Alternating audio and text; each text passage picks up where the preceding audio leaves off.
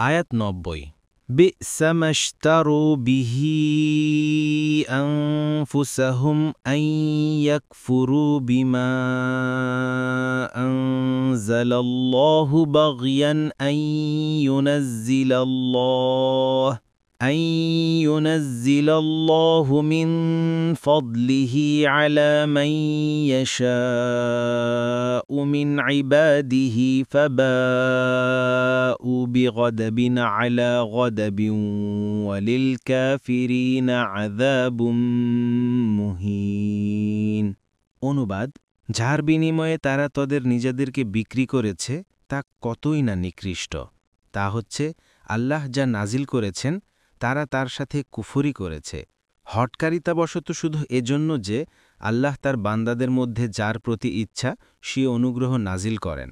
কাজেই তারা ক্রোধের উপর ক্রোধ অর্জন করেছে, আর কাফেরদের জন্য রয়েছে লাঞ্ছনাময় শাস্তি। তাফসির: ১ নং ফুটনোটের বিবরণ। এখানে তাদের শত্রুতাকে কুফরের কারণ বলে অভিহিত করা হয়েছে। এখানে এক ক্রোধ কুফরের কারণে এবং অপর ক্রোধ হিংসার কারণে, এজন্যই ক্রোধের উপর ক্রোধ বলা হয়েছে। পরবর্তী আয়াতে তাদের যে উক্তি উদ্ধৃত হয়েছে তা থেকে কুফর প্রমাণিত হয় এবং হিংসাও বোঝা যায়। তবে ইকরিমা বলেন, তাদের উপর এক ক্রোধ হচ্ছে ঈসা আলাইহিসসালামের উপর কুফরির কারণে, আর অন্য ক্রোধ হচ্ছে মুহাম্মদ সাল্লাল্লাহু আলাইহি ওয়াসাল্লামের উপর কুফরির কারণে। তাছাড়া শাস্তির সাথে অপমানজনক পদ যোগ করে বলা হয়েছে যে এ শাস্তি কাফেরদের জন্যই নির্দিষ্ট, কেননা পাপী ঈমানদারদেরকে যে শাস্তি দেওয়া হবে তা হবে তাকে পাপ মুক্ত করার উদ্দেশ্যে, অপমান করার উদ্দেশ্যে নয়। কাফেরদের জন্য অপমানজনক শাস্তির আরেক কারণ হচ্ছে তাদের অহংকার।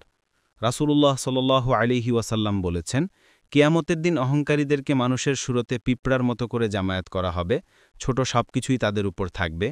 শেষ পর্যন্ত তাদেরকে জাহান্নামের এক কয়েদখানায় প্রবিষ্ট করানো হবে, যার নাম হচ্ছে বুলস। যাবতীয় আগুন তাদের উপরে থাকবে। তাদেরকে জাহান্নামবাসীর পুঁজ তিনাতুল খাবাল থেকে পান করানো হবে। মুসনাদে আহমদ 2/179 পৃষ্ঠা। ২ নং ফুটনোটের বিবরণ। আয়াতে উল্লেখিত দুটি শাস্তির প্রথমটি হল পার্থিব জীবনের লাঞ্ছনা ও দুর্গতি।